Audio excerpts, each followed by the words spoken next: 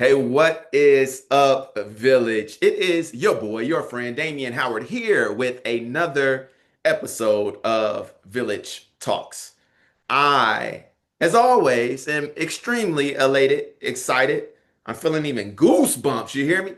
With this particular segment because uniquely on this segment, it's not a new friend like our last segment from California. It's not one of my new friends that I met from Minneapolis. No, this is my home girl here in my hometown who is genuinely a friend and a colleague, a part of my village, who's leaning in, helping me as I am building things here in support of young people, in support of families.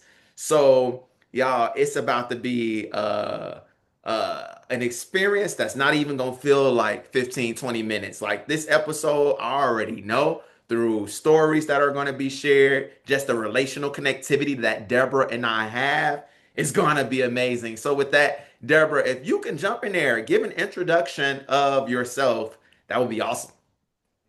Thanks, Damien. I share all of your sentiments. So excited to be here and share the space with you. My work for the last 17 years has been focused on social and emotional learning through a variety of different channels. So I'm the founder of three different organizations that work in the social emotional learning space. We're working in Chicago schools, bringing SEL during the school day or after school. I got started in the arts education space and I ended up getting so passionate and excited about social emotional learning that I ended up founding two other organizations around SEL that allows us to go even deeper in the classroom to those social emotional learning components. And today, I serve as executive director of Prismatic, and then I consult with other mission driven impact organizations. Really, I think the thing that drives the work, regardless of what I'm doing, is this deep and really resonant passion that I have always had with helping other people see themselves more fully. I think we, at very young ages, get put into boxes of who we are. And that might be behaviors of our own, it might be cultural, it might be racial, it might be gender. And I really want to give people, whether it's other adults I work with, children I'm working with, my staff, my board, whoever, how do we help you see yourself more clearly and allow yourself to evolve into that very, very best version of who you are? And that's really driven the work over the years. Deborah, what happens when a person is able to do everything that you just articulated, namely see ourselves more clearly, have a better sense of who we are. I assume even articulation, namely the words, to really kind of speak to who I am, who I'm becoming and evolving into. What are some of the ways that you've seen transformation or newness come out of a realization of who a person is? Yeah, this is a good question because I think oftentimes when we talk about anything around personal development, personal growth, we get stuck on the first part, the personal part, and we forget that, at least for me, the goal of any kind of personal development is social connection with other people. And when we are connected to ourselves, when we can show up in the fullness of ourselves, everything else in our life thrives, primarily our ability to effectively connect with others, to give back to others, to be that person in our community that is giving back to others. Very hard to feel a sense of purpose and alignment in the world around us if we don't feel it within ourselves. And you see people, when I see young people and adults who are kind of stuck in a narrative about who they are, they're not allowing themselves to stay open and curious to what is true for them, and they start shutting other people out. Their relationships suffer from it, and we know that that has really downstream mental health effects down the road, that really, affect them in a lot of different ways. You see an increase in mental illness and substance abuse among young people, and addiction to technology. All of these things, I think, are really driven by a disconnection with the world around us. And the more we can understand ourselves fully, the more we can have that really meaningful connection with others. To the extent that you're willing to share, I wonder, is there a personal why that's Mhm. behind this genuine passion and this depth of resolve that you have centered around this work? Yeah. Yeah, I think my driving force, I think, is pieces of my own childhood and my own growing up experience. And when I was growing up, when I was young, I was a pretty high performing kid. I was involved in lots of different things. I was an average student, but I was really involved. I used to organize volunteer events at my school in junior high. I was in the band, I was a singer, I was a performer. I was really engaged in my life and who I was. And when I transitioned into high school, I really suffered from a strong shift to some mental illness that was emerging within myself. And I started making some bad decisions. I started making some decisions that became pretty public, pretty known by my peers Wow. and my family. And luckily, the decisions got dire enough that I got put into counseling, Mm, therapy. I got treated for that. And what I noticed was the hardest thing about recovery for me was the ways that other people were unwilling to see me differently. mm, I was trying so hard as a 14 or 15-year-old to evolve. I was trying so hard to be the person, to get back to the person that I was when I was younger. My mom always makes this joke. It's not really a joke, but she'll always say, you are as an adult exactly who you were as a kid. You just took a break from it. mm, And it's exactly true. The person I am now and the career that I've built and the friendships I have, they all really align to that kid that just wanted to be involved in everything and was excited about social change and what's possible when we work together. I've always been very extroverted and engaged, but I had this period where it was really hard to be myself. It was really hard to tap into that. And I remember just really resonant. I mean, this is a long time ago at this point. yeah. And I can still remember moments with teachers where they clearly thought I was a bad kid. They had Mm, written me off, and I could not get back in their good graces. I lost a ton of friends during that period, and I could not get back in their good graces, even though I was trying to change. And I think sometimes we see that as a lesson for kids around having consequences for your actions. And certainly I did learn that. But when we see young people, they're evolving and changing. And I see this in schools. I've worked in hundreds of schools at this point in my career, all over the city. And I see this in schools all the time. We'll come in as an outside provider, yeah. and the school principal will prep us and say something like, well, this kid's bad. You're going to notice this one's the worst one. Yeah. And all I think about is me. I think about 14-year-old me where I just couldn't be something else. And I always think, isn't there such a beautiful opportunity that they're going to get to meet a new adult Mm, today? That someone new is going to start fresh with them and that they can decide to be something a little bit different. And when I started transitioning into being a little bit more myself was once I got out of high school, reoriented myself to new friends, new communities, and I started to see those pieces of myself that really were who I really was start to emerge. And I remember I had a friend who ran this like fashion company on the South Side, and he did this it was called Bridgeport Clothing Company. And he was running this fundraiser, and he asked if I would help with this fundraiser. And it was like old Deb came out to play. I was like, it was a volunteer thing. It wasn't a job, but I was like, oh, I can be in charge of stuff. I can do stuff. I can make things happen. And sometimes that's all it takes is you give. And I was an adult at that. I mean, I was 20 years old. I wasn't a child by anyone else's definition, but we forget that when we give people these little moments to try on something different, sometimes they just tap into something about themselves that no one else is letting them tap into. So that's kind of my story about it. I think we built a lot of momentum around our goodness. The more we tap into the good things about ourselves, the more we want to tap into the good things about ourselves. And I believe that to be true for just about everybody I've ever met. Deborah, you know this, and I don't say this if I wouldn't say it if I didn't believe it, but you know how I personally feel about you as a colleague and as a friend, as somebody who I think has um, just a level of brilliance that is very unique.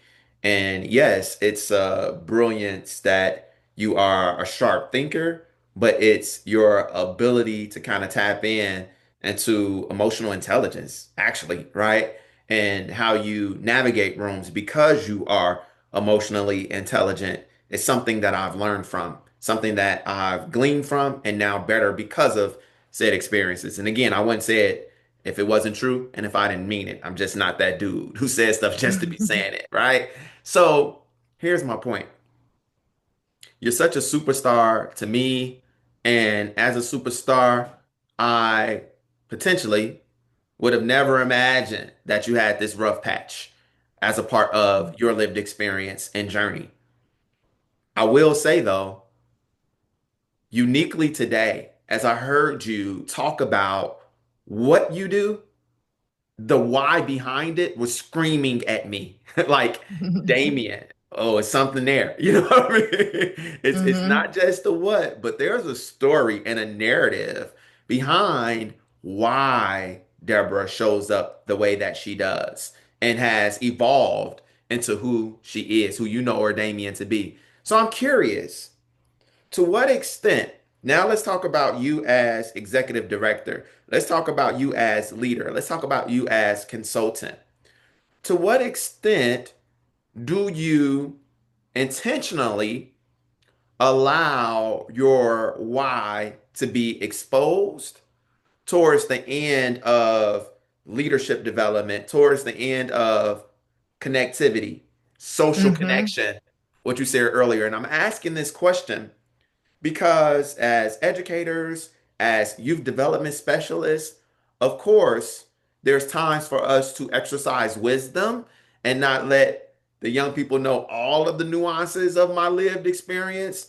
But I think that when we start to unlock some of that, it creates beautiful opportunities once more for social connectivity that then allows us to do some of that instructive work of helping to develop them into who we know they can become, and vice versa. Them, through relationship, helping us to learn things that maybe we don't know. So again, I'm saying a lot here, but specifically oriented towards you as a leader. Where does Hmm. vulnerability show up? Where does an emphasis on your why strategically show up? This is a good, also a great question because it is one that I have struggled with as a leader. Mm, I'm a sharer. Like I think probably maybe one of the challenges I have had is that I will share a lot. I will share a lot with my teams. I show up pretty. If it comes up, I'm not really afraid to show vulnerability about things. But what I've learned is that there are moments where vulnerability is a superpower and it's a tool mm, that you can use to really drive connection. And there are times where what people need from you as a leader um, is direction on where we're going. And what they need from you as a leader is to not feel like they have to carry things from you. mm, And I think this is true with students as well. And I've had this, I know you're asking me more about the leadership space, but I think it applies in that there have been times with young people where they are really, really inspired by my story. Like I'll share something, and part of it is because I'm in a leadership role and I don't appear to be someone who has had who's made mistakes. I mean, people just see that I've got it together and I run all these things. And I want them to see, like, you can change. Like, this is my whole mission, right? I want people to see, even if you're making some bad decisions now, you can evolve that thing. And even if no one else sees you that way, you can start to see yourself that way. These things evolve and they change. And so sometimes that story is really powerful. And other times, kids don't have it yet in them to carry something from you, and it's okay to like protect them a little bit from that. I think where the emotional intelligence comes in, it's really about asking yourself, why are we sharing? mm, So when we share for the purpose of connection, it's beautiful. When we share in the purpose of having an exchange in exchange for something else. So have you ever had somebody share something with you because they want you to share something with them, you know? Or mm. somebody compliments you because, or some that you can tell they want to compliment back. Yeah. Like it's one of those things. It is, what is the intention internally with the vulnerability and the sharing? And when it's in response to a connection, it's usually organic and authentic and really beautiful. And I think really can drive good leadership because people need to understand that it is okay to be fully human, Mm, And they need to understand, I think, their own why. And so when you showcase that, you really help people understand that for themselves too. It's just important to pick the right moments, I think. And that's something I've learned over the years is like, let's find those right moments for seeing other people versus letting them see you. Because both things really matter for a good, healthy relationship. Um, the other thing too, I think, is that desire to understand the why behind things, I think really drives good leadership in every way. It's not just the mission of the why behind the mission, but I think what really emotionally intelligent leadership is about is really getting deeper of why is this happening in an organization with an employee, with a group of board members, or whoever you're working with. Being able to say why is this happening is the thing that breaks us out of some of our most challenging workplace behaviors as well. It's happens all the time in organizations where if you look around a boardroom, you can see this is the person who doesn't say anything. This is the Mhm. person who says all the things. This is the person who gets us off track. This is the person who's focused on timelines. This is like you've got people fit into these roles, Yeah, right? And that's part of any team. But what are we missing when we don't allow somebody to shift a little bit and yeah. expand who they are in this space? And that deeper questioning, I think, is really, really valuable for organizational change as well. Left field, but I'm going to go here. I Hmm. feel so inclined to do something live because of the learning that's happening for me right now. Hear me. I'm not even going Okay. to like try to clean it up on the front end. We're just going to dive in, right? Okay. Um, what I am going to ask you to do though, on the back end of this, is to respond to your experience, having me share what I'm about to share. Okay. I have a decade of experience, Deborah, working in the education sector, specifically as a special education teacher. I love my time as a teacher. I was the teacher, whereas students understood you're not going to fight in my classroom. We're not doing all of that craziness because of just the culture that I was able to build in that space. So I say all that to say that, my experience as an educator was amazing. I had great connection with the young people.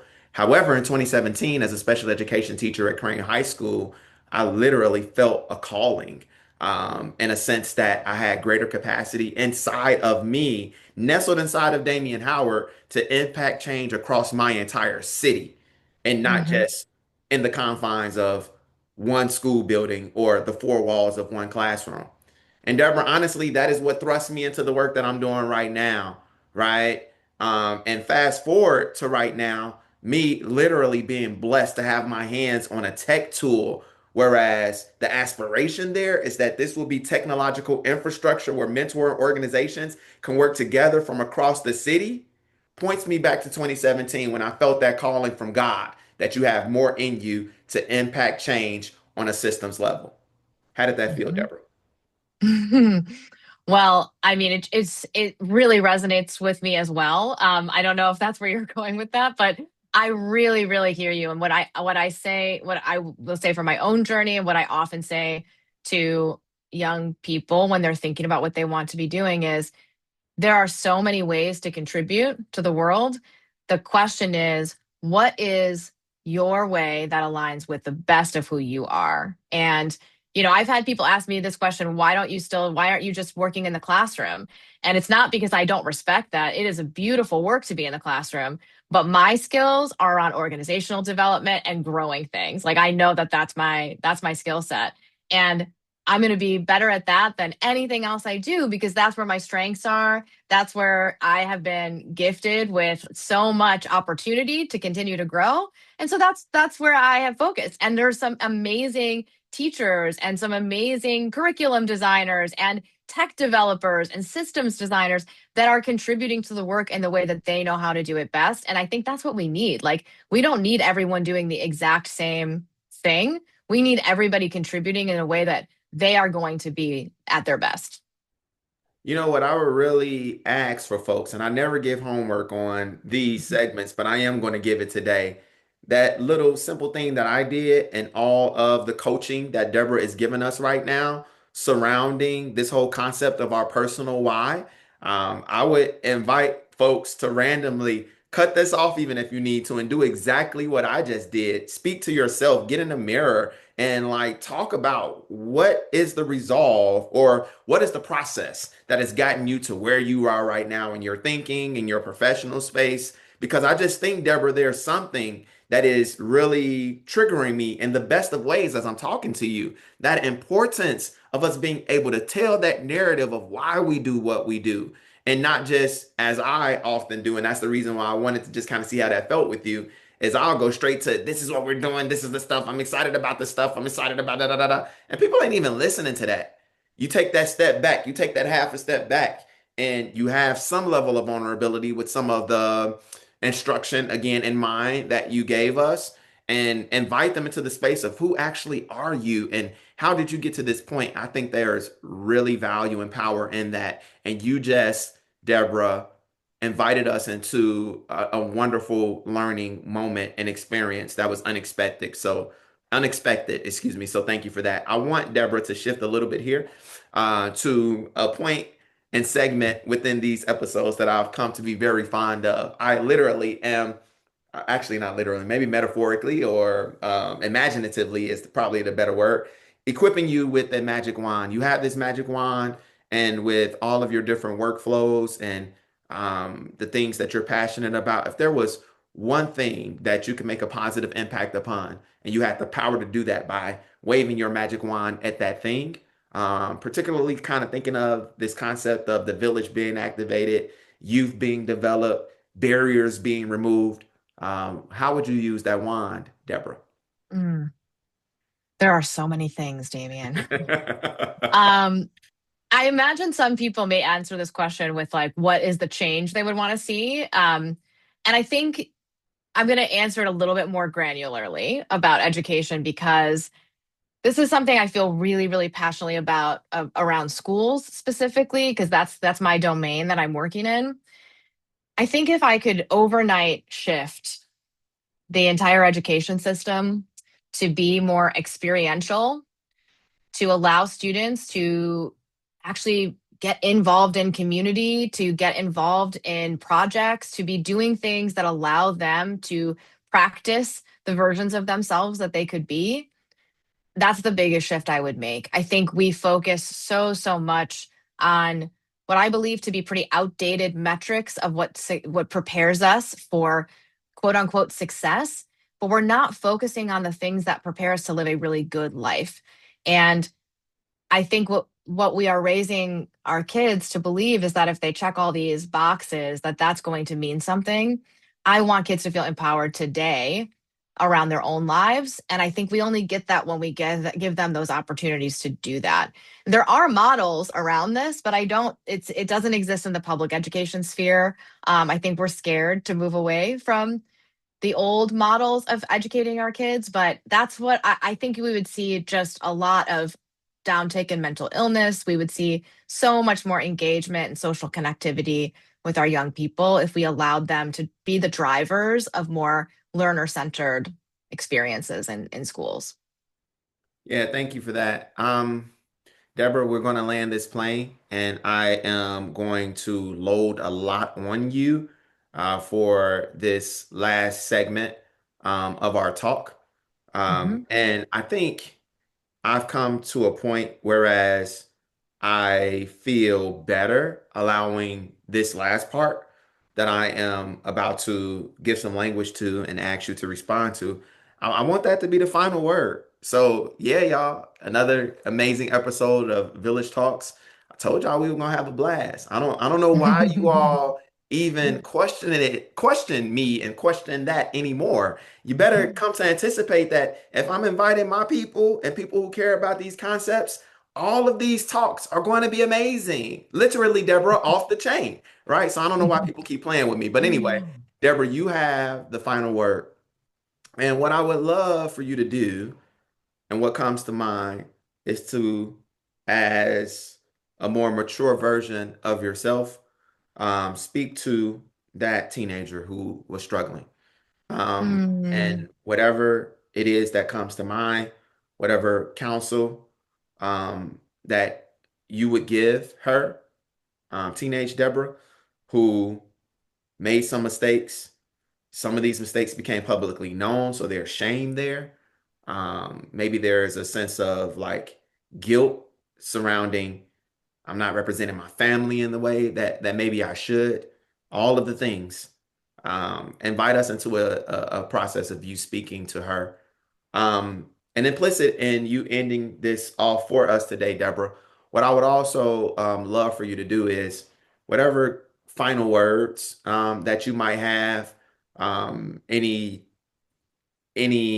like things that you have your hands on that you might want to invite us to. The floor is yours. You have the final word. I'm literally going to hit end on recording when you're done talking. So you have the floor. Thank you, Damien. Well, I'll keep it simple. I think if I could go back and talk to that high school version of me, I would remind her that the light pieces and the dark pieces of who we are and what lives inside us are all good. They are all human. They are all part of us. Um, the worst decisions we make and the best decisions we make, they're all human. They all matter. And whatever you're seeing reflected back to you does not reflect what you're capable of. I think that's what I would offer up to anyone listening as well, is to explore that within yourself. Allow yourself to be a full person that is not holding yourself to a perfectionistic standard that is not allowing you to be the fullest version of yourself. And if you want to see the work that we do that hopefully helps young people all over Chicago explore that within themselves, it's at prismaticmovement.org. Thank you so much, Damien. Absolutely. All right. Peace out, Village.